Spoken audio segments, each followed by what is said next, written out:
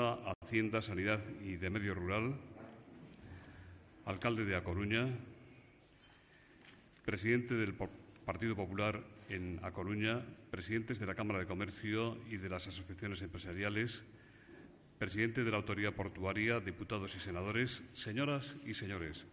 Como presidente de Nueva Economía Forum, tengo el placer de darles de nuevo la bienvenida a la Tribuna Galicia del Fórum Europa, que organizamos con la colaboración de Itinere y de su filial gallega Audasa.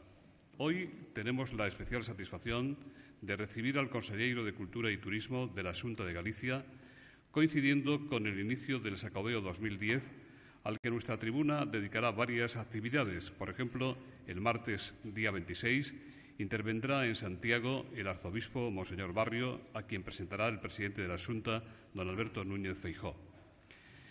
El conselleiro Varela es licenciado en Filosofía por la Universidad de Barcelona y en Relaciones Internacionales por el ILERI de París. Diplomático desde 1989, fue nombrado jefe de Relaciones Económicas con Iberoamérica en el Ministerio de Asuntos Exteriores.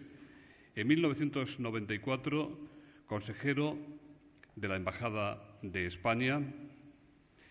En 1999, encargado de Asuntos Políticos, Consulares y Culturales en la Legación Española en Kuwait. En 2001, don Roberto Varela fue nombrado subdirector general de Cooperación y Promoción Cultural Exterior. Desde 2004 ejerció como cónsul de España en Nueva York, época en la que desplegó iniciativas de colaboración con instituciones como el MoMA, el Museo Metropolitano, el Lincoln Center y el Carnegie Hall. También diseñó programas para la promoción cultural de las comunidades autónomas. Nombrado consejero de Cultura y Turismo por el presidente Núñez Feijóo, don Roberto Varela se enfrenta al reto no fácil, pero apasionante, de convertir Xacobeo 2010 en una oportunidad de reactivación para Galicia, afectada como el resto de España por una grave crisis económica. Para la Tribuna Galicia del Fórum Europa es un gran honor recibir hoy a don Roberto Varela. La tribuna es suya.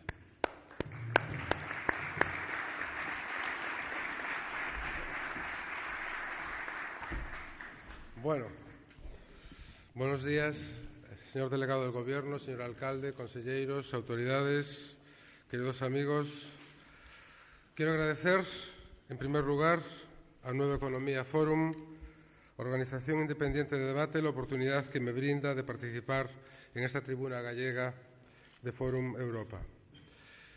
Me gustaría, en primer lugar, hacer una serie de reflexiones en torno a la cultura, al turismo y a la economía en Galicia para dar paso después al coloquio o al debate o a las preguntas que ustedes deseen formular, en las que yo me siento más seguro que leyéndoles un texto un poco abstracto sobre lo que es la función de la cultura como dinamizador de la economía.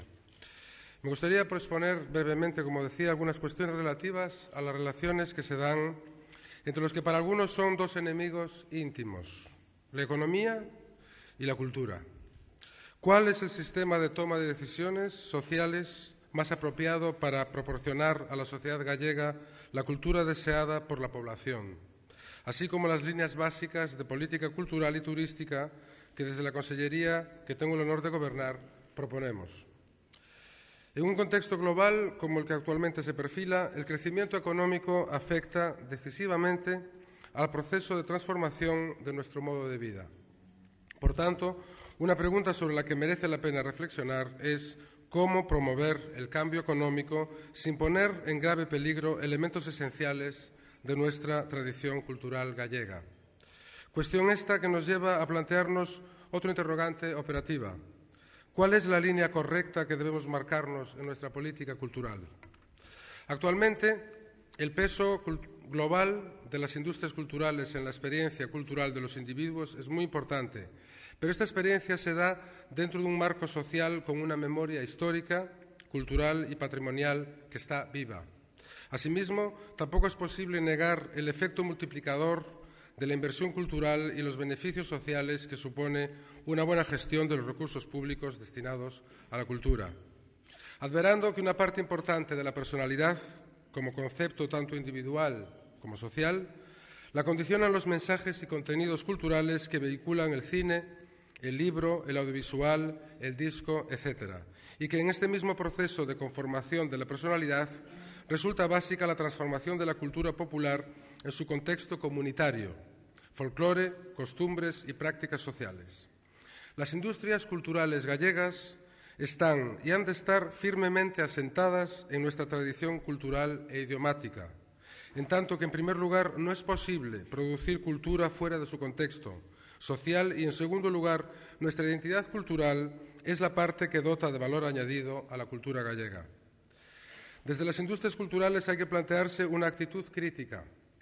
Se trata de buscar un equilibrio entre la lógica del mercado y el respeto hacia nuestros valores, tradiciones culturales y elementos identitarios, de producir cultura consumible y atractiva, pero afrontando la creación desde nuestra diversidad cultural y de encarar el importante reto del desenraizamiento y la pérdida de identidad de los contenidos. Se trata, en definitiva, de asumir nuestra cultura como punto de partida, insertándola en las expresiones, diseños y planteamientos más modernos, pensándola y repensándola de un modo crítico, genuino y, sobre todo, de un modo que sea exclusivamente nuestro. Efectivamente, durante el siglo XX, la experiencia estética se ha extendido por medio del modelo social de base fordista hacia amplios sectores de la población y formular juicios de valor en torno a la bondad o a la maldad de esta extensión, basado en la reproductibilidad del acto creador, aparte de llevarnos a una solución maniquea y empobrecedora, sería en sí mismo una discusión bizantina. Lo cierto es que las industrias culturales triunfaron durante el siglo pasado y han de proseguir su camino durante el siglo XXI. En este sentido, un fenómeno que dentro del trabajo de la Consellería de Cultura y Turismo ponderamos y que en el marco europeo cuenta por igual con detractores, esencialmente en el ámbito anglosajón, y adeptos acérrimos, como es el caso de Francia, y que es la excepción cultural. Propuesta inicialmente por el ministro de Cultura francés, Jean Clain, apoyada por el expresidente de la Unión Europea, Jacques Delors, y refrendada en las negociaciones de la Ronda de Uruguay, la excepción cultural sostiene que la cultura no es exclusivamente un bien mercantil. Esta propuesta pretende obtener un tratamiento de excepción en las negociaciones para la liberalización del comercio mundial. Si bien mediáticamente la excepción cultural se consideró un éxito, la realidad de la dinámica comercial de las industrias culturales habla más bien de lo contrario. Las industrias culturales fueron reprobadas desde los años 40 hasta prácticamente mediada la década de los 90, cuando se produjo un cambio en la consideración social de las mismas.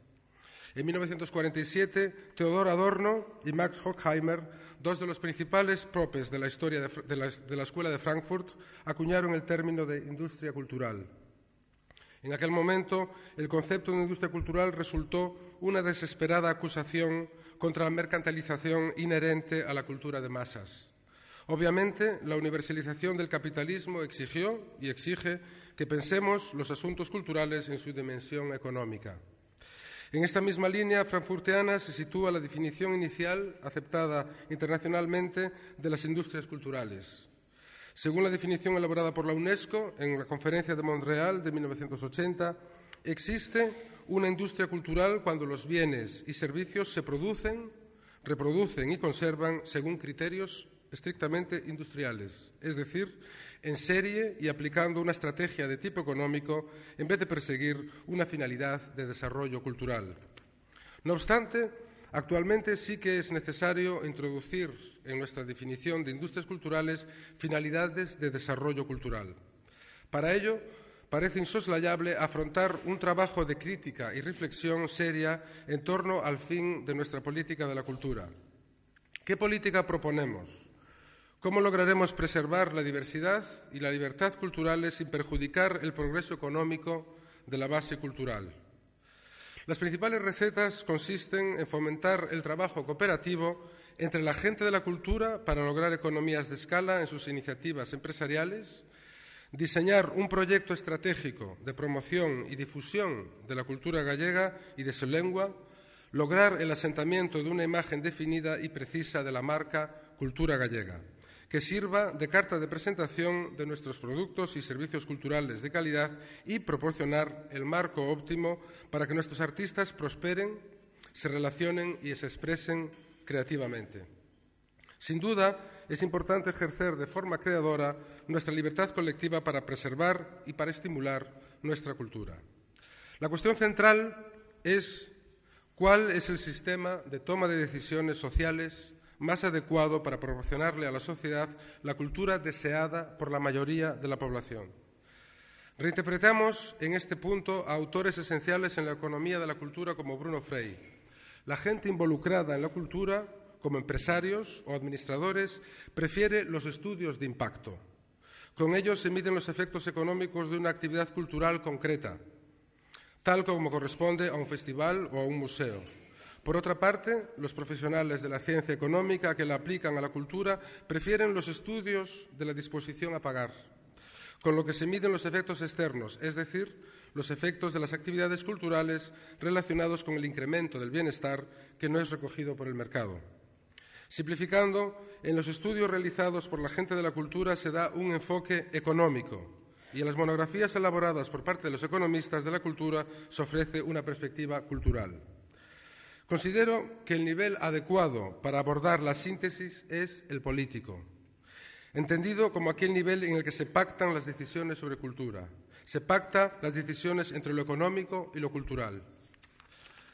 En este nivel es importante resaltar que el apoyo gubernamental mediante subvenciones no es la única alternativa posible, ni, según nuestro criterio, la más apropiada, puesto que indefectiblemente tiende a primar la producción sobre la distribución o la promoción. Se dispone de muchas otras herramientas, como las utilizaciones planificadas de los precios, distribución de vales culturales, la coordinación con el Ministerio o con la Consellería de Educación para introducir el consumo cultural y la producción de cultura en el aula y los contextos educativos no formales, el apoyo indirecto vía beneficios fiscales o el establecimiento de condiciones que favorezcan la oferta de voluntariado en los proyectos culturales. Por otra parte, la Consellería de Cultura y Turismo está colaborando con la misión estratégica que desde la Presidencia de la Xunta se propone y lidera, la inclusión social tecnológica para todos los gallegos. Esto supone facilitar el acceso digital, un soporte infraestructural suficiente, pero también promover la propia alfabetización digital. La bonanza en el futuro de Galicia depende en gran parte del éxito de estas políticas. No podemos de ningún modo quedarnos al margen de la senda de las tecnologías de la información y la comunicación, que mediatizará los nuevos flujos económicos y dotará la visibilidad y viabilidad a cualquier tipo de iniciativa cultural.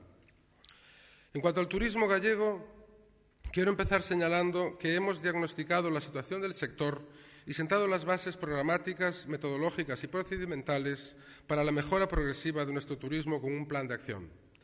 Entre los objetivos de este plan de acción merece la pena destacar la desestacionalización de la demanda, el incremento del gasto medio, la elevación del nivel de competitividad y la cualificación de nuestro sector turístico. Y, finalmente, el crecimiento global de la demanda turística en Galicia. Se proponen, asimismo, una serie de estrategias y actuaciones en el ámbito de la ordenación y promoción turísticas. Un segundo documento de alcance operativo es el Programa de Actuacións para el Turismo durante el presente año 2010. Algunos de los aspectos destacados que se abordan en este programa son la creación de la marca turística Galicia, el apoyo a la promoción y comercialización del Xacobeo 2010, el desenvolvimiento de un programa de sensibilización para concienciar al conjunto de la ciudadanía gallega de la importancia estratégica de este sector, la elaboración de un complejo programa de promoción de la gastronomía de Galicia, la introducción de herramientas turísticas de base tecnológica o la propia promoción y comercialización de los destinos y productos turísticos de Galicia. En resumen, estamos reforzando la posición de Galicia como destino turístico, aprovechando del mejor modo posible las sinergias creadas por el Año Xacobeo. Se trata de complementar y enriquecer, redoblando esfuerzos, la proyección de nuestro ámbito turístico autóctono, consolidando la posición de Galicia como destino en los diferentes mercados diana. Naturalmente, me gustaría abordar en este foro uno de los grandes retos del Gobierno gallego durante el año 2010. El Camino de Santiago, máxime en Año Santo, es, sin duda, uno de los principales escenarios mundiales de producción e intercambio de cultura. Es, asimismo, un espacio transnacional europeo, cohesionador, propicio para el diálogo intercultural y el intercambio de experiencias vitales, con un significado religioso compartido por cientos de millones de cristianos. Al mismo tiempo, funciona como un poderoso elemento de vertebración territorial y dinamización económica que tiene como meta Santiago de Compostela y como jornadas finales Galicia. Durante la Edad Media, esta vía cumplió una función fundamental en la historia de la conformación de Europa: comunicar a las personas y los pueblos, abonar las relaciones entre los múltiples territorios por los que transcurría con noticias, argumentos e ideas de otras regiones próximas o lejanas. Este intercambio favoreció que poco a poco se configurara un background cultural genuinamente europeo, la concreción de un canon occidental y de un acervo común fundado en el conocimiento mutuo y en el respeto a las costumbres de las otras regiones. No cabe duda, por tanto, de que el Camino de Santiago fue, es y seguirá siendo un compacto pilar en la construcción de Europa. La ruta jacobea supone indudablemente una gran oportunidad de negocio colectivo, que se ha de transformar en crecimiento económico equilibrado. Para ello, desde la Xunta trabajamos estratégicamente. Pretendemos actuar sobre el entorno social y apoyar proyectos que supongan un retorno importante en los ámbitos de la promoción y la difusión de la cultura, de nuestras industrias culturales locales, del turismo y, finalmente, sobre todo, del patrimonio histórico, artístico y de la herencia cultural inmaterial de Galicia. Quiero recalcar que en el Xacobeo la protagonista indiscutible de la película es Santiago de Compostela, pero que para que ésta luzca en todo su esplendor necesita estar acompañada por un buen reparto. Y Galicia es, en su conjunto, el gran escenario xacobeo. Por otra parte, deslocalizar nuestras acciones en promoción y difusión cultural, así como en patrimonio, no es un capricho, sino una exigencia de nuestra propia geografía humana. El Gobierno central ha dejado pasar una oportunidad única de crear sinergias positivas en el ámbito cultural y turístico para el crecimiento de Galicia y de España. La programación cultural de la Presidencia española de la Unión Europea para el primer semestre de 2010 deja a las claras dos cuestiones fundamentales: la falta de visión estratégica en su planificación, en tanto que apoyar más decididamente la programación del Xacobeo 2010 y enriquecer la programación cultural gallega significaría potenciar un crecimiento económico interregional y sumar para el conjunto de España. Y la inconsciencia, porque no deseo pensar en que hubo otros criterios espurios en la elaboración de la misma.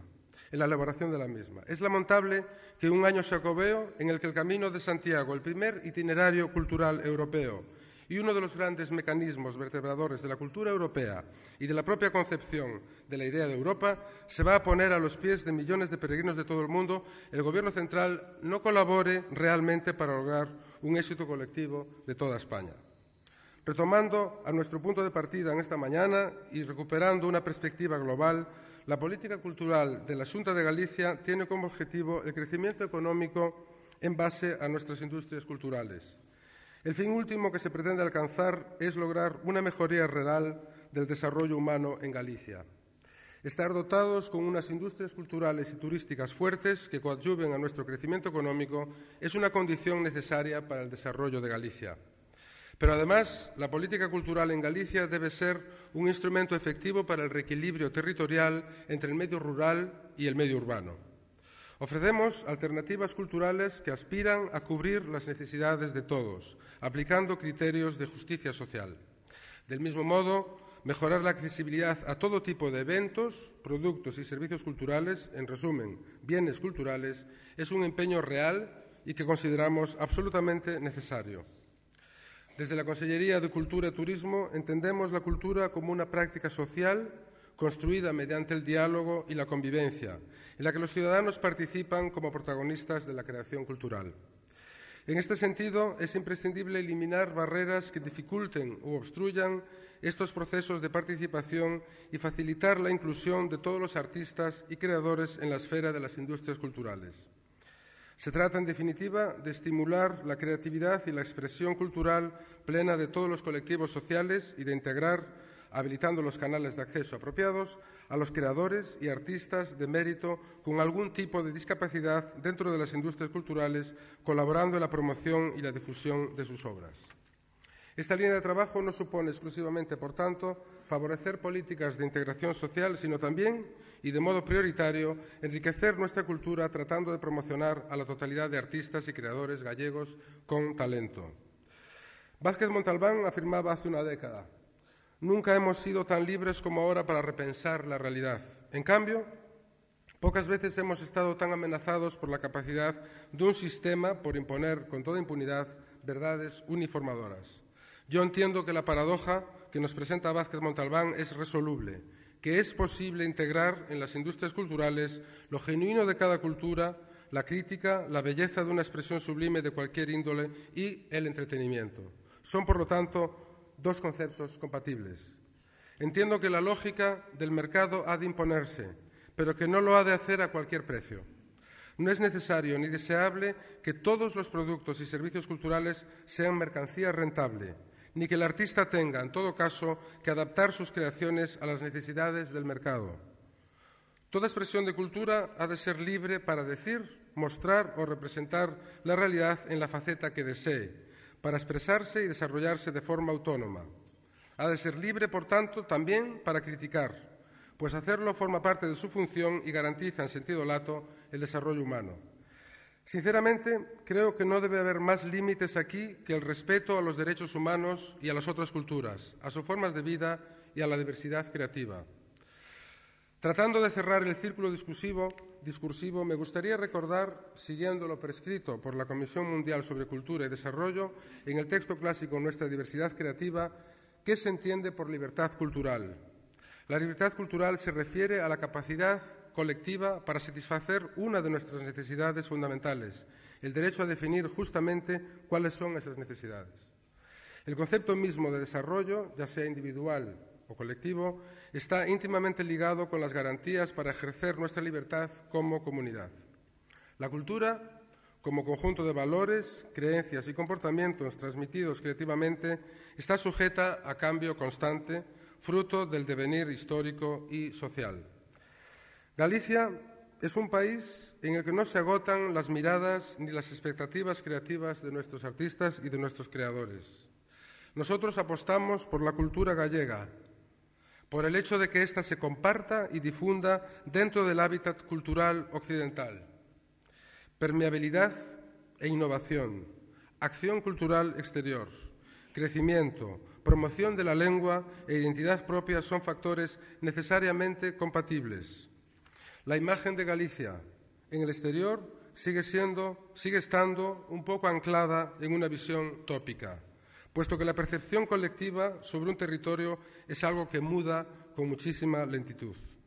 Esta visión estereotipada asocia a nuestra tierra con la lluvia, el campo, el mar, pero también con el folclore, el xacobeo, la gastronomía y diversos monumentos icónicos como la Catedral de Santiago, la Torre de Hércules, la Muralla Lucense o los castros. Esta representación de Galicia, si bien me parece positiva y creo que resulta fundamental salvaguardarla, debe enriquecerse. El visitante ha de vivir en Galicia una experiencia en la que se combine el disfrute de nuestro patrimonio cultural y natural con la sorpresa ante la creación de vanguardia. A su regreso, el visitante tiene que llevar en su fardo de la memoria tradición y modernidad, espiritualidad y efervescencia, y un recuerdo de la cultura y del ocio excelente. Me encantaría que desde el exterior cada vez más se percibiera que en Galicia existe una frescura única y contemporánea, que nuestra gente se empapa de las múltiples culturas que entran por el Camino de Santiago y las asumen e integran de un modo crítico y galaico, que somos un pueblo permeable y genuino al mismo tiempo, que tenemos un modo de hacer cultura y de compartir el patrimonio propio, pero universal, exportable y dinámico. Aquí, en esta parte de mi texto, me gustaría introducir e improvisar la sensación que he tenido asistiendo al concierto de la Sinfónica de Galicia, con sede aquí en la ciudad de La Coruña, en la ciudad de Viena, en la que actuó en la temporada de abono en el Musikverein de la capital austriaca. Pienso que en ese momento sentí lo que debe de ser la cultura de Galicia en el mundo. Una orquesta gallega tocando en la temporada de abono del Musikverein, uno de los espacios más importantes del mundo para la música clásica, e interpretando a autores extranjeros. Esa falta de complejo es lo que nosotros, entre otras cosas, necesitamos. Por lo tanto, quiero felicitar desde aquí a la actuación de la Orquesta Sinfónica de Galicia por esa actuación que a mí me pareció emblemática para lo que debe de ser el futuro de la cultura de Galicia, de la cultura hecha en Galicia. Creo que desde la Consellería de Cultura y Turismo estamos llevando a cabo, en colaboración con todos los agentes culturales de Galicia, una política al servicio y a la medida de nuestro país, procurando responder de la mejor manera a la pluralidad de demandas del conjunto de la población, tratando de incrementar los bajos índices de consumo cultural en nuestro país y, en especial, en nuestros hábitos lectores, modificando los hábitos culturales desde los ámbitos educativos formales y no formales, apoyando decididamente y promoviendo y promocionando un marco sociocultural positivo para el futuro de las industrias culturales, ayudando a garantizar los derechos de los creadores y de los consumidores, y armonizando estos derechos y, finalmente, tratando de que Galicia sea un espacio cultural y creativo único, un lugar idóneo para realizar, gestionar, crear, innovar y proponer cultura. Se trata, por lo tanto, de incentivar el consumo. En Galicia se produce, se crea muchísimas actividades culturales, hay talento, hay creatividad, pero lo que nos falta es el afán de consumir, de llegar al público. Y no es de recibo que se editen 4 o 5 libros diarios, que se produzcan 7 o 8 películas al año, que no van a acabar en ninguna sala de cine, que no van a acabar en ninguna librería, y no es concebible que tengamos uno de los índices de lectura más bajos de España y uno de los índices de producción de libros más altos de España. Por lo tanto, tenemos que corregir ese desequilibrio y para ello hemos puesto en funcionamiento el Año del Libro y de la Lectura por parte de la Xunta. Ese año será continuado con otros años dedicados a otras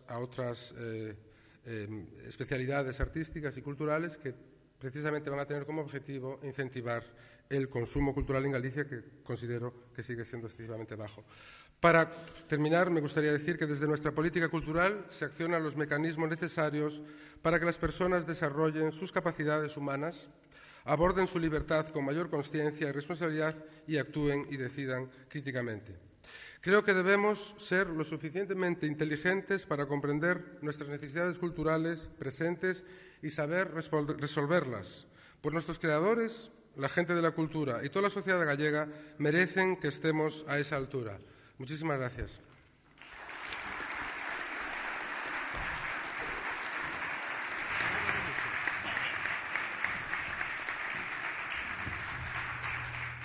Muchas gracias, consejero. Brillante intervención. Ahora llega el coloquio, como se había anunciado, que va a moderar el director de La Voz de Galicia, don José Luis Grela. Buen día. Hola. Gracias, consejero. La verdad es que ha tocado muchísimos temas en los que es obligado centrar el coloquio, pero yo creo que la actualidad nos obliga a empezar por un tema que no estuvo recogido en su intervención, que es su opinión sobre el dictamen que ha hecho la Real Academia Galega sobre el gallego. ¿Cómo lo ve desde su consellería? Bueno, yo es que el dictamen lo leí ayer por la noche rápidamente en Internet. Una de las condiciones con las que se hizo esta base del futuro decreto de la lengua era precisamente que se sometería al dictamen de las instituciones gallegas, como puede ser el Consello de Cultura Galega y de la Real Academia. Yo reservo mi opinión al respecto a lo que es el dictamen de la Real Academia. Yo lo que sí puedo decir es que a mí me parece que son unas buenas bases de decreto. Se garantiza, por un lado, el futuro del gallego. El futuro del gallego queda garantizado en su uso y en la educación. Se garantiza, por supuesto, el uso de la otra lengua oficial, que es el castellano, y se abre la posibilidad para el futuro de la inclusión del inglés no solo como materia de enseñanza, sino como medio de enseñanza. Para alguien como yo, que tuvo que sufrir para aprender el inglés, trabajando de camarero en una estación de trenes en Londres durante años, durante veranos, quiero decir, el hecho de que nuestros hijos puedan aprender el inglés no solamente como materia, sino como medio de enseñanza y ahorrarles ese esfuerzo, yo pienso que solamente puede traer cosas buenas y dudo que haya mucha gente que esté en contra de esa posibilidad. No está en peligro el gallego en absoluto con el nuevo decreto. Se garantiza su uso, de hecho, se garantiza su uso.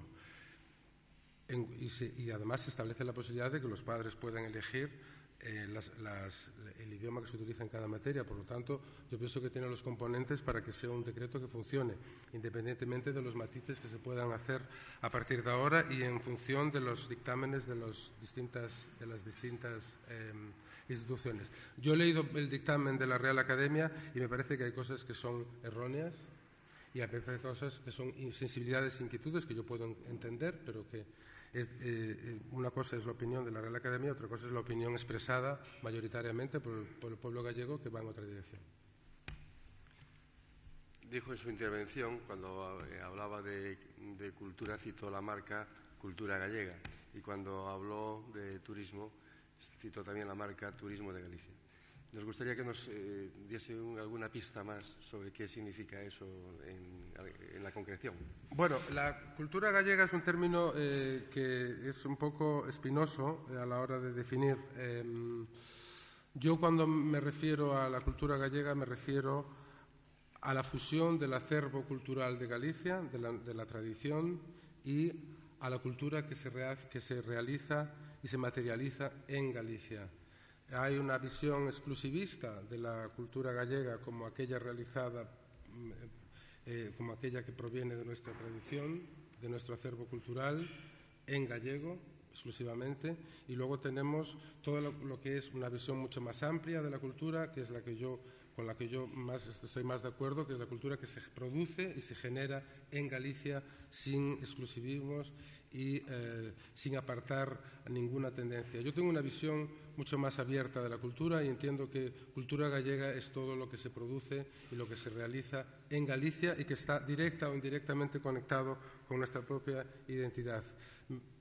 El ejemplo que puse antes de la Orquesta Sinfónica me pareció que eso es también cultura gallega, en el sentido de que no tiene un enraizamiento con Galicia desde ningún punto de vista, puesto que las obras que se interpretaban no eran de autores gallegos y, sin embargo, sí es una manifestación cultural que proviene de la capacidad de talento y de creación que se produce en Galicia. Y yo pienso que eso contribuye notablemente a mejorar, a incrementar nuestra autoestima, y eso es fundamental. El concepto de cultura gallega debe de ser amplio. Lo mismo que Galicia como imagen turística, evidentemente lo que queremos es vender país. Es decir, lo que queremos es que llegue el mayor número de visitantes y, por lo tanto, debemos vender Galicia como destino. Yo pienso que eso no es nada nuevo y lo hacen todas las demás comunidades autónomas. Hablaba usted a este respecto de la falta de complejo que deberíamos de tener. La pregunta quizás sea un poco sibilina. ¿Está la cultura gallega ensimismada o esa fase se ha superado? Si es ensimismada. Yo pienso que sí.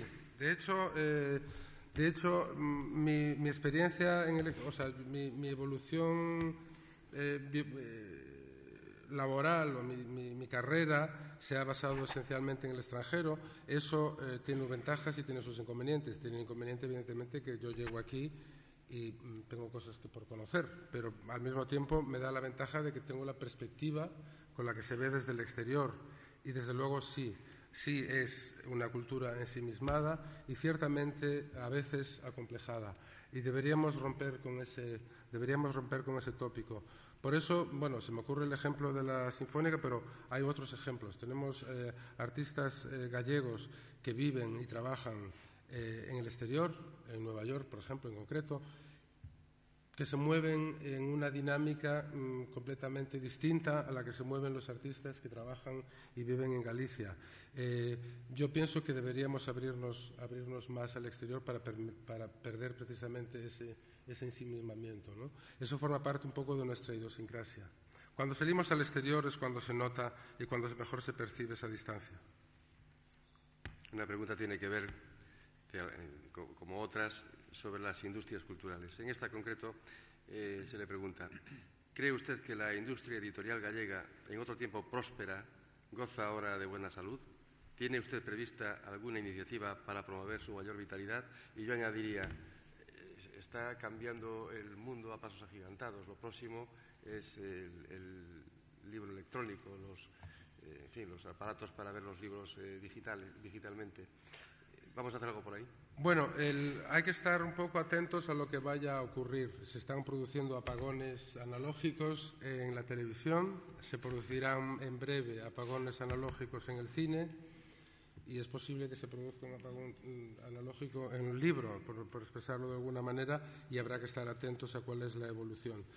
El tema de las editoriales en Galicia es un tema muy interesante, de uno de los primeros que analicé al llegar, y este es el motivo por el cual hemos lanzado el programa del Año de la Lectura y del Libro, que hemos provisto de una cantidad de 2,5 millones de euros que vamos a utilizar a lo largo del año 2010 para la promoción del libro y de la lectura.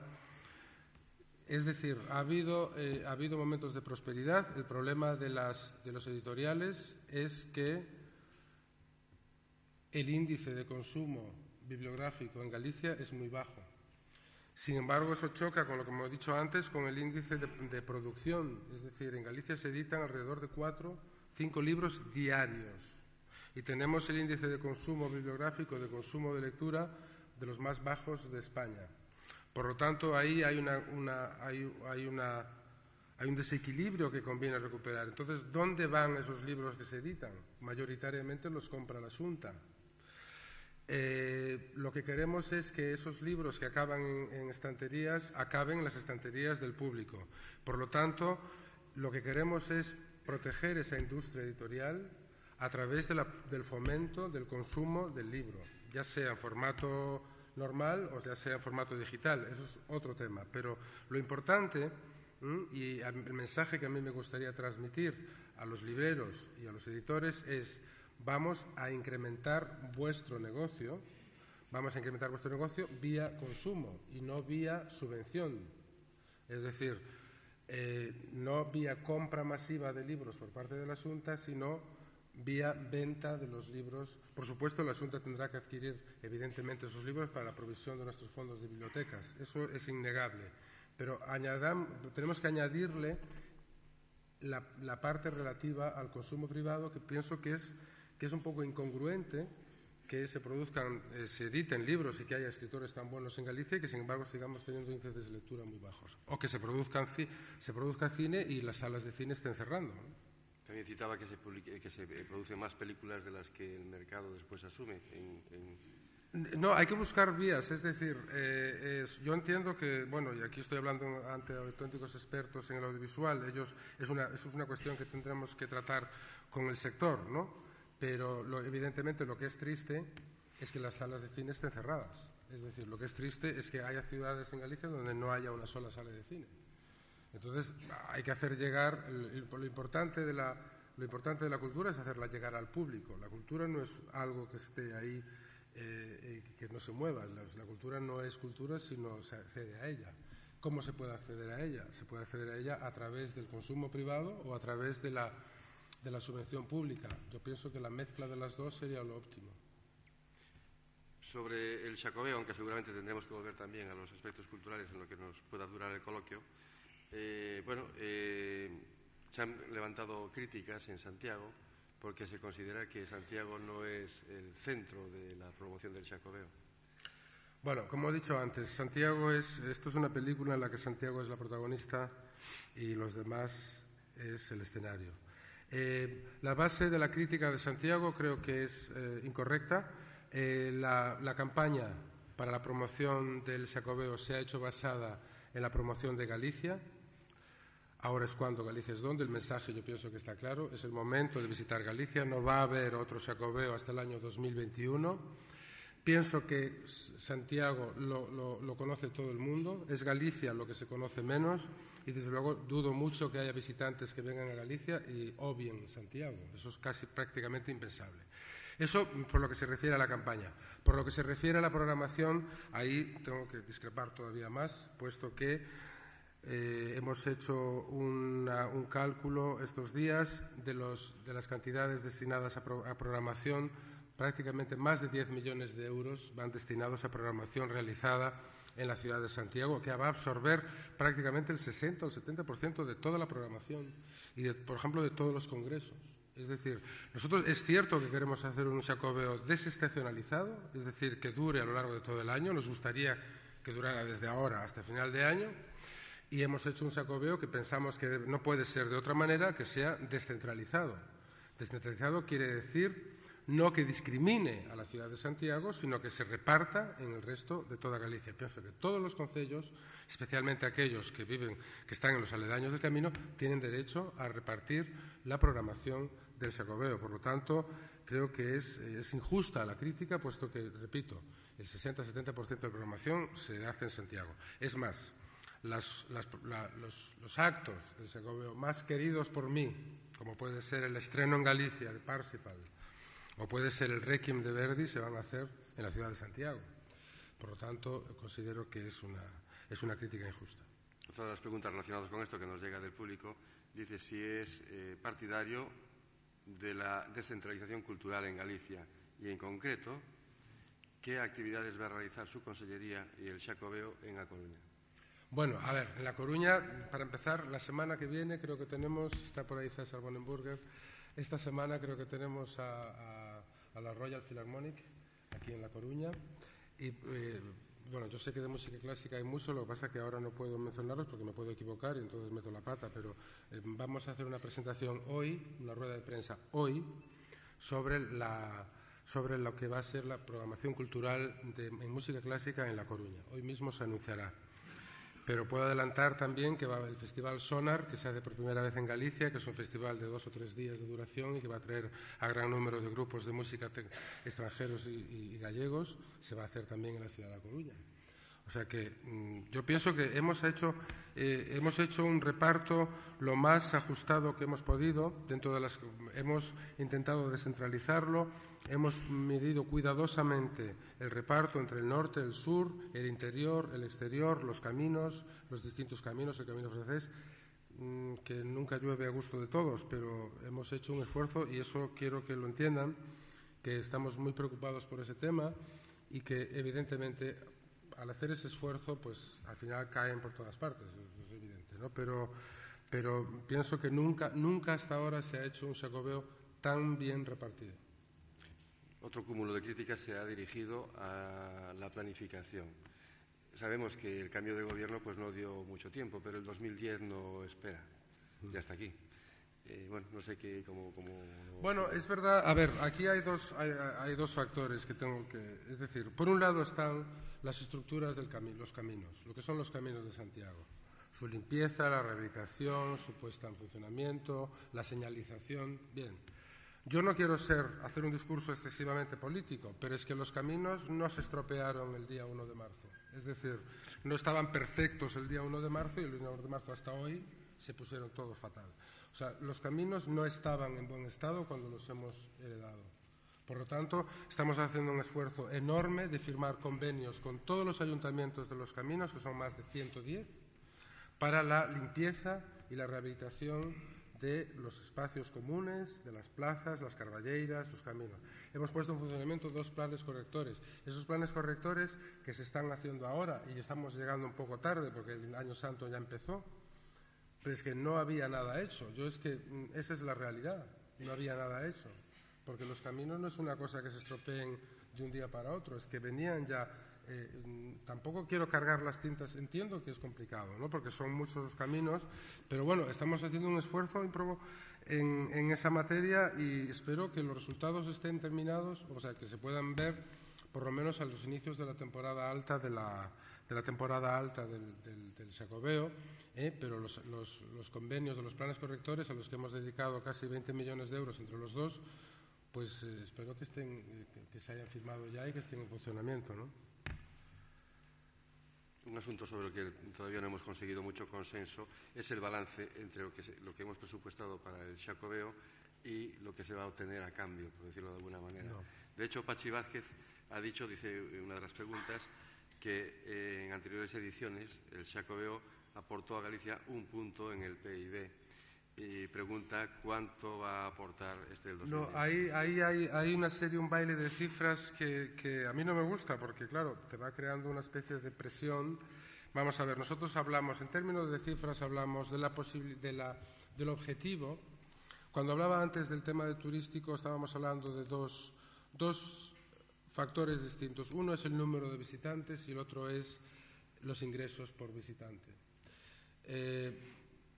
Nos interesan más los ingresos por visitante, evidentemente, que el propio número de visitantes. En el año 2004 se calculaba que llegaron a Galicia unos 7 millones de personas, de visitantes, no quiere decir peregrinos.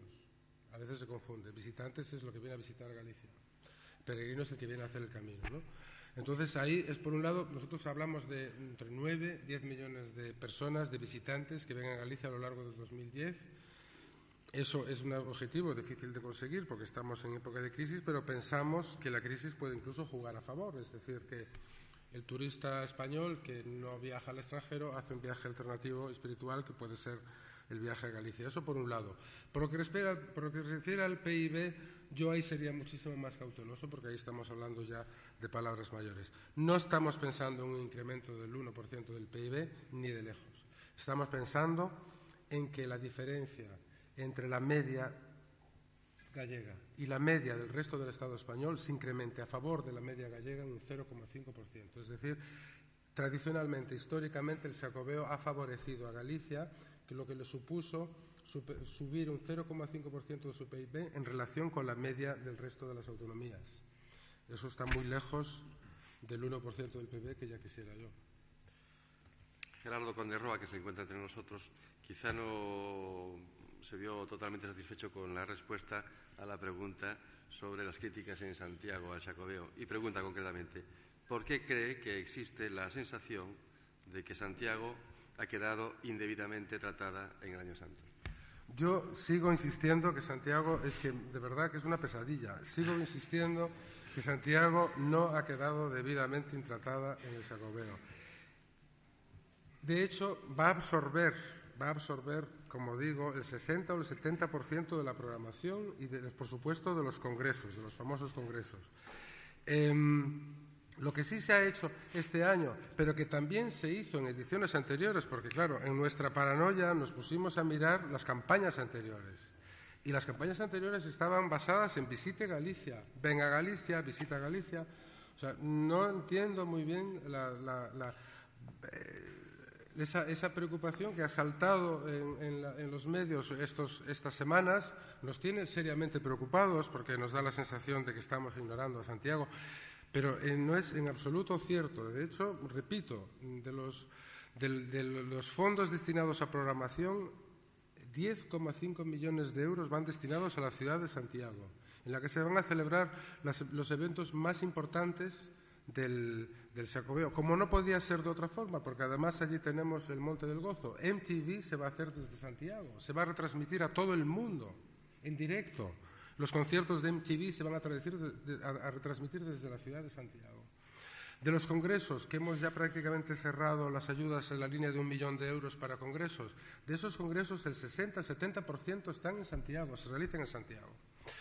Por lo tanto, yo pienso que pero no tenemos que olvidarnos del resto de Galicia. Es decir, el Xacobeo es un fenómeno gallego, y es un fenómeno religioso, es un fenómeno espiritual, es un fenómeno económico. No podemos dejar de lado al resto de Galicia, lo cual no quiere decir en absoluto que se esté discriminando a la ciudad de Santiago. Me duele que se diga que estamos discriminando a la ciudad de Santiago, porque eso es absurdo. Es cierto que la campaña está basada en Galicia, es decir, en Galicia como concepto, en Galicia como país. Y es cierto que la mención a Santiago es pequeña, pero nadie duda que cuando hablamos de traer turistas a Galicia, esos turistas van a ir a Santiago. Es que No concibo una visita a Galicia sin pasar por la ciudad de Santiago. Pienso que es un poco desproporcionada y Gerardo, ya hablaremos. Ya te comentaré más cosas de Santiago. Supongo que entre las preguntas que contaba que le íbamos a hacer hay una que no podía faltar, que es la ciudad de la cultura. Bueno, el tema favorito. Se ha orillado hasta ahora, pero seguro que teníamos que afrontarlo. Bueno, lleva muchísimo retraso, el incremento del presupuesto ha sido tremendo y una de las preocupaciones que existen al hilo de la propia ciudad de la cultura es que está consumiendo demasiado presupuesto de su consellería y que otras cosas que tienen mucho que ver con el patrimonio no se atienden suficientemente. No hablemos de los monasterios, incluso opciones de otro tipo. Bueno, eso es una forma de verlo. Es evidente que absorbe presupuesto.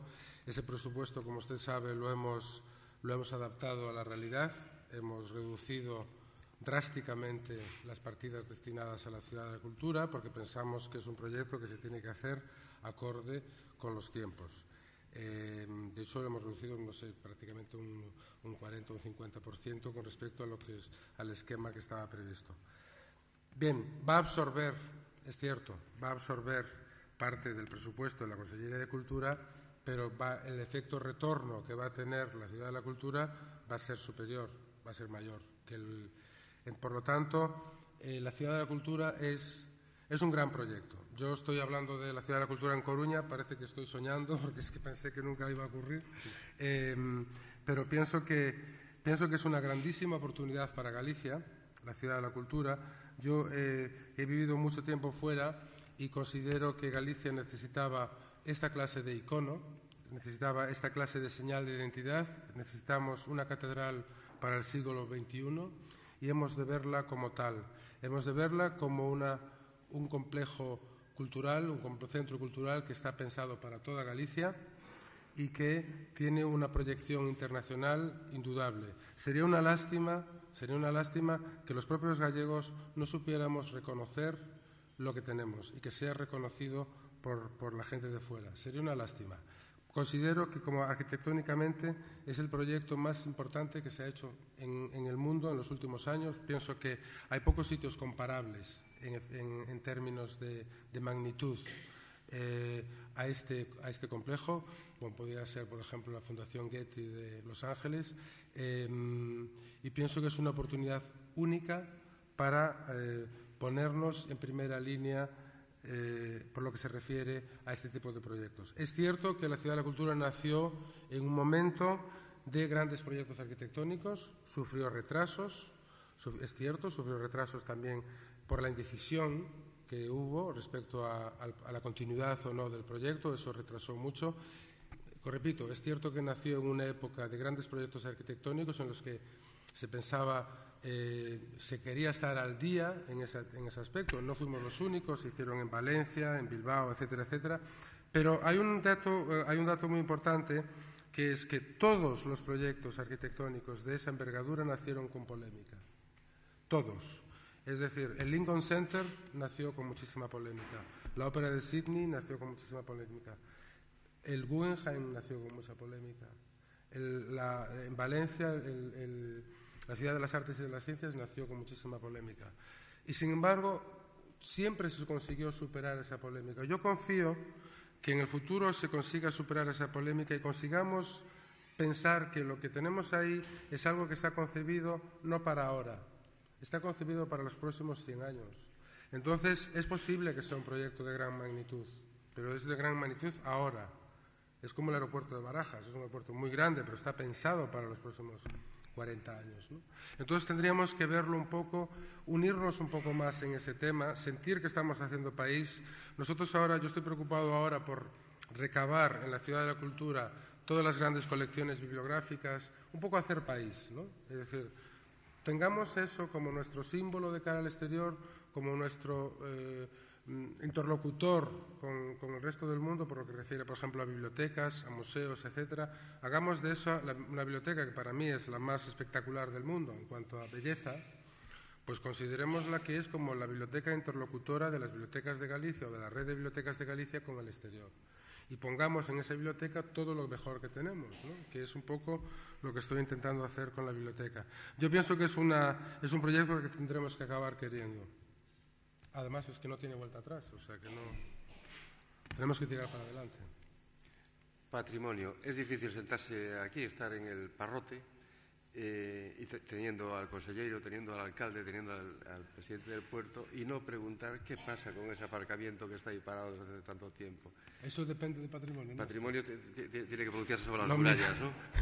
Pues perdóname, ahí me pillas un poco preparado. Lo miraré y os lo contestaré.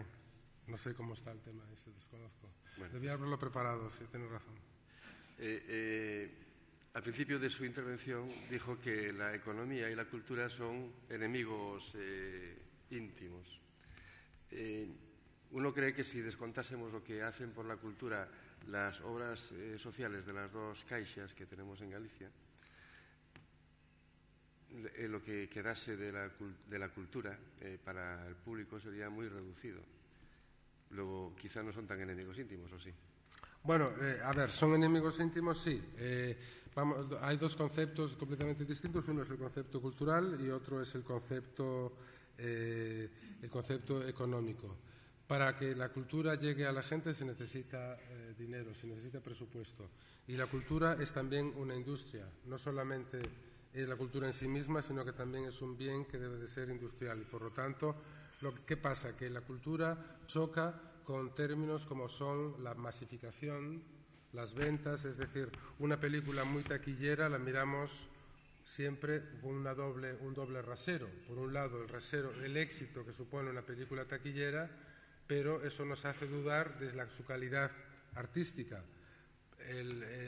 Y eso es a lo que yo me refiero cuando hablo de enemigos íntimos, es decir, se mira con un cierto desprecio todo aquello que vende mucho, porque se da la impresión de que lo que no vende o lo que se conserva en un espacio mucho más pequeño.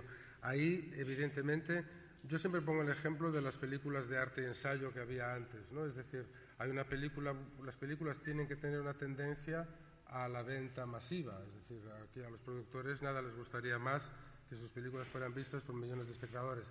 Sin embargo, hay una producción cultural que tiene un ámbito de actuación mucho más reducido y que está concebido para un grupo muchísimo menor de gente. Una película de Víctor Erice nunca puede arrasar en la taquilla, no es esa su vocación. Y algunas de las películas también que se producen en Galicia. Por eso que son conceptos que van de la mano, pero siempre mirándose entre sí con una cierta desconfianza, ¿no? Entonces, eso es lo que me refiero con enemigos íntimos. Están condenados a ir juntos porque la producción cultural necesita de presupuesto y necesita de dinero, pero siempre se están mirando de reojo, porque sospechan el uno del otro. Y habría que romper con eso. Esa dicotomía entre la búsqueda masiva de público, por tanto, los ingresos económicos y la dedicación al arte nos ha llevado, por ejemplo, a tener muchas dudas sobre cómo medir la eficiencia de algunas instituciones. Por ejemplo, el propio CEGAC. Se tiene que medir por el número de visitantes, se tiene que medir por lo que aporte de genialidad. El CEGAC se tiene que medir por dos índices. Uno que es el impacto en el exterior y dos, el número de visitantes. Y luego tercero está, por supuesto, la calidad, pero eso es algo que se va midiendo. Los medidores de cultura no son medidores como los económicos, es decir, ¿dónde está el efecto multiplicador? Es evidente que volvemos otra vez a términos abstractos, a términos de autoestima, de proyección exterior, de sentirnos seguros de nosotros mismos, de saber que tenemos un museo que es reconocido internacionalmente. Por supuesto, el número de visitantes también importa. El número de visitantes, sobre todo, más que el número de visitantes, de lo que se trata, porque el número de visitantes se puede hacer haciendo una exposición muy mala, se puede incrementar el número de visitantes. Es que sería la combinación de ir creando una base, de un sedimento que se consigue única y exclusivamente a través de una programación reiteradamente buena. Se puede hacer una exposición espectáculo y llenar de gente un día, pero eso no nos sirve para el futuro. Eso es pan para hoy, hambre para mañana. De lo que se trata es de crear un sedimento y una seguridad de que esa institución está ahí, es buena y tienes la garantía de que es buena y vas cuando te apetece, pero ha creado esa expectativa. No es peligroso medir el éxito de los museos por el número de visitantes. Ahí volvemos otra vez a la dicotomía entre cultura y economía. Es decir, es verdad que el Prado ha dado un vuelco en cuanto al número de visitantes. De lo que se trata es de aumentar el número de visitantes, pero sin olvidar la calidad de las exposiciones. Pero también otro elemento muy importante es la proyección en el exterior. Es decir, que si el CEGAC se convierte en un referente artístico del Atlántico o de la esquina atlántica o del norte de Portugal y Galicia y el norte, eso pues sería nuestro objetivo. No queremos convertirnos en el Reina Sofía, pero por lo menos que esté en el juego de los grandes museos, los centros de arte contemporánea que hay en España.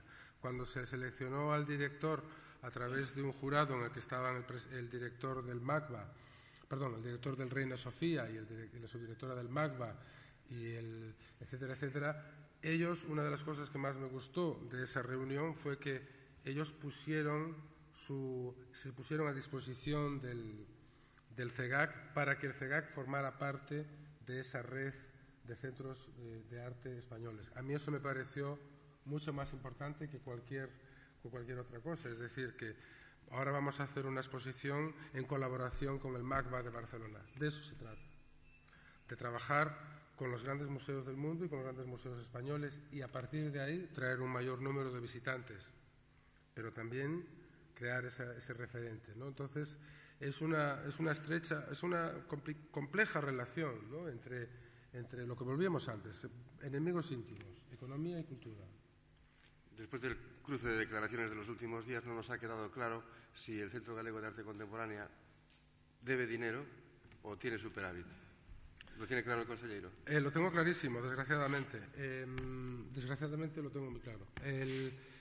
El Centro de Arte Contemporáneo debe dinero. Debe 350.000 euros de facturas no pagadas a galerías extranjeras. Y las tenemos que pagar.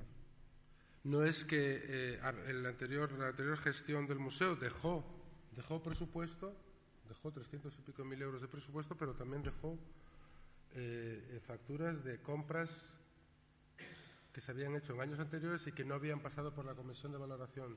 Evidentemente, cuando una galería envía una obra a un museo y esa obra se cataloga como parte del museo y se expone ahí y se guarda ahí, la galería lo da por vendido. Y esas son las facturas que tenemos que pagar. Ya quisiera yo que tuviésemos dinero para adquisiciones en el año 2010. Ahora, es verdad que para el próximo año partiremos de cero y tendremos una cantidad importante destinada a la compra de obras. Hizo mención en su disertación sobre la falta de compromiso del Gobierno central y especialmente en este primer semestre en que preside... Bueno, y ahí tengo que insistir, es un poco triste porque en la programación de la presidencia española de la Unión Europea diseñada en Madrid, de las cientos de actividades que hay previstas, una se hace en Galicia. Se hacen más actividades en Toledo que en toda Galicia, en Año Santo. Actividades hechas por el Gobierno central con motivo del primer semestre de la presidencia, del semestre de la presidencia española. El listado de actividades, Toledo supera a toda Galicia. Y considero que eso, en pleno Año Santo, es un escaso apoyo por parte del Gobierno central. Yo he estado ido a ver 2 veces a la ministra y ya me he quejado de ese hecho. Ella me dice que eso es Moncloa la que lo hace, pero yo no me quedo más remedio que quejarme porque pienso que estamos siendo discriminados. Habrá que hablar con el ministro de Fomento, aunque no tenga mucho que ver. Bueno, en eso estamos con el 1% cultural, que es social. Una pregunta al hilo de esto que nos llega también del público es si está encontrando la Xunta interés por parte del Gobierno en garantizar la seguridad del Xacobeo. La seguridad, a ver, aquí hay que hablar de la seguridad del Xacobeo, no es competencia de la Xunta. Lo que sí es competencia nuestra y lo estamos haciendo es la seguridad en la catedral. Nos preocupa la avalancha de turistas en los momentos más de mayor afluencia durante el Año Santo, especialmente con las mochilas. Entonces, bueno, tenemos, aparte de los acuerdos que hemos firmado con Protección Civil para la protección de los caminos, a mí lo que más me preocupa es la protección del patrimonio en la catedral, para lo cual hemos firmado un convenio por el cual se van a establecer un sistema de control para el acceso a la catedral, que se va a implementar especialmente entre los meses de marzo y octubre, que pensamos que son los meses de mayor influencia, que va a limitar el aforo de la catedral para que no se produzca ninguna contrariedad desde el punto de vista de la seguridad, así como que se van a reservar espacios para guardar las mochilas por parte de los peregrinos, puesto que la mochila lo que hace es incrementar prácticamente por 2 el espacio que se necesita, aparte del peligro que ello supone para el patrimonio, ¿no?, que es lo que a nosotros nos interesa. Todos los otros aspectos de seguridad, eso van más allá de mi competencia.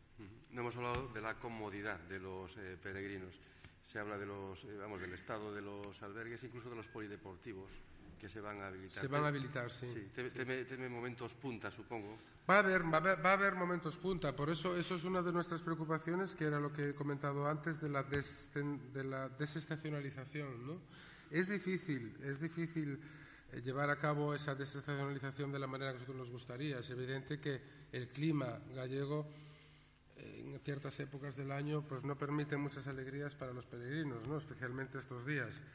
Pero ¿cómo podemos paliar la situación? Bueno, pues la estamos paliando con los polideportivos y sobre todo con instalaciones de carácter provisional que pueden servir de albergues provisionales, como pueden ser carpas.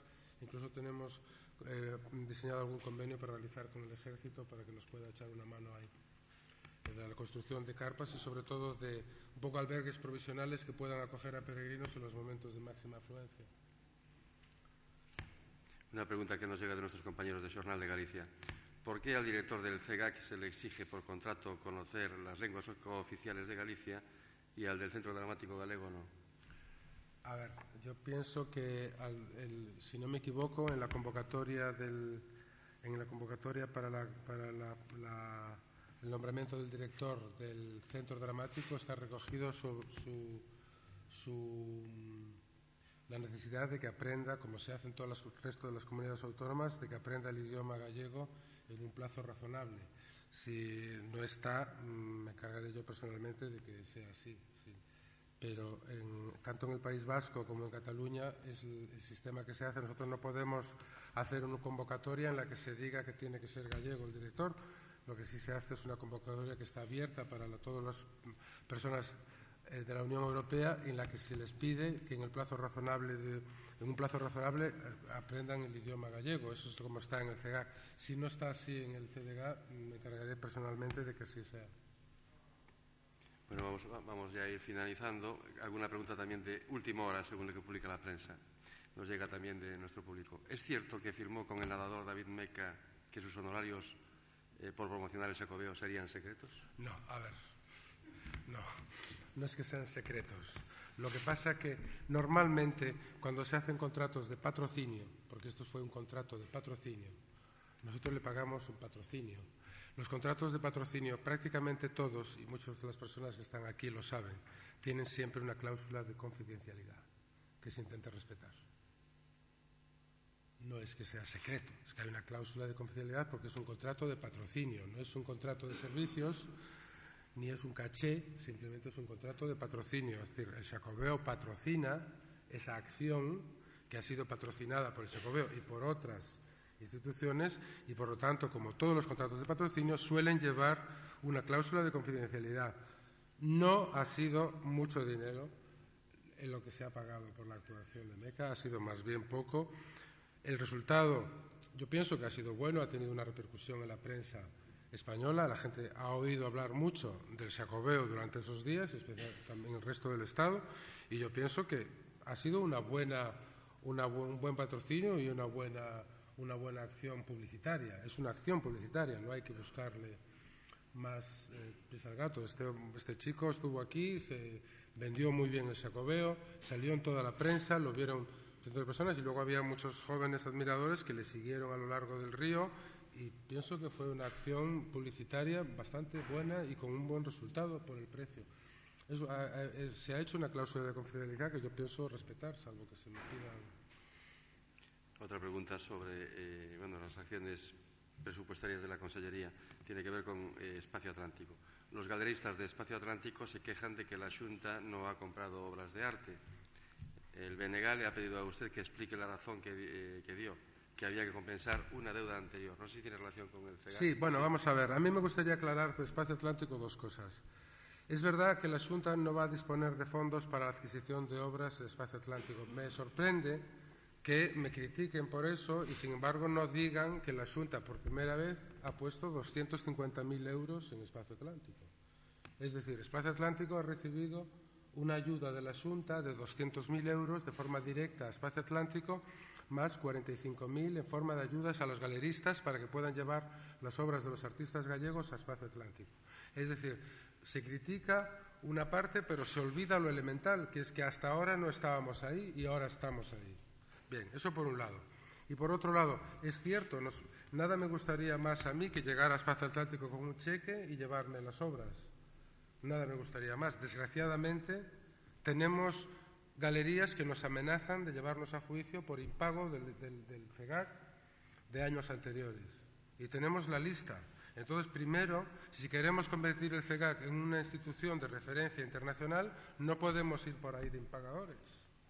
Tendremos que honorar nuestras deudas y a partir de ahí, porque si no, está en juego está en juego la institución y el prestigio de la institución. Existen obras que se han adquirido en galerías de Río de Janeiro, de Nueva York, de Berlín, que no están pagadas. Tenemos que pagarlas. Primero paguemos eso y luego compremos en Espacio Atlántico. No podemos permitirnos no honorar deudas que van a poner en juego nuestro prestigio. Por lo tanto, y repito, nada me gustaría más que comprar obras, adquirir obras en Espacio Atlántico. Si es que el problema es que tenemos que honorar deudas anteriores y pienso que eso es prioritario. Y ese es el tema. Gracias, consejero. Llegamos a la última pregunta. ¿Cree usted que a lo largo de la legislatura solicitará o aceptará ingresar en el Partido Popular? No, nadie me lo ha pedido, ni creo que me lo vayan a pedir. No me planteo eso. Yo creo que mi independencia forma parte de mi personalidad y no lo tengo. No sé lo que va a ocurrir dentro de unos años, pero no, en principio ni siquiera me he molestado en pensar en eso. No, yo estoy trabajando para un gobierno que nace del triunfo en las urnas del Partido Popular y, por lo tanto, mi lealtad al Partido Popular es absoluta, pero yo sigo prefiriendo conservar mi independencia. Muchas gracias, consejero. Cerramos el acto con la intervención del consejero delegado de Itinere, don Javier Pérez Gracia, que nos dirige unas palabras. Buenos días. Una vez más quiero agradecer la oportunidad que tanto Itinere como Audasa tenemos de patrocinar estas jornadas que, como empresa de comunicación que somos, sirve para hacer un intercambio de ideas sobre todos los problemas y los asuntos que son de interés para Galicia y los gallegos. Quiero agradecer también la intervención del ponente en esta ocasión, don Roberto Varela, y también del moderador, don José Luis Vilela. Ha sido un debate muy animado. Los que venimos desde fuera y cada vez queremos más entrenadamente a Galicia, pues estamos deseosos de poder acudir a todos los actos, entre comillas, lúdicos del Xacobeo. Hay que decir que desde fuera se vive el Xacobeo. Yo creo que cuando don Roberto Varela ha expuesto que el patrocinio ha tenido impacto, yo creo que de verdad el año Xacobeo es mucho más importante fuera de Galicia de lo que yo aquí he intuido que vosotros tenéis esa percepción. Se vive mucho más intensamente de lo que vosotros creéis.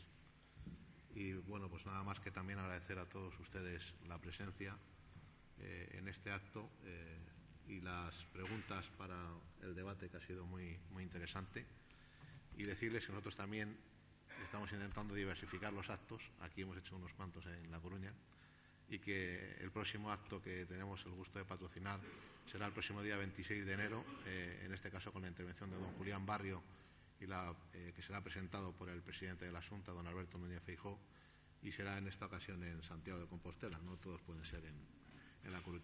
Muchas gracias a todos.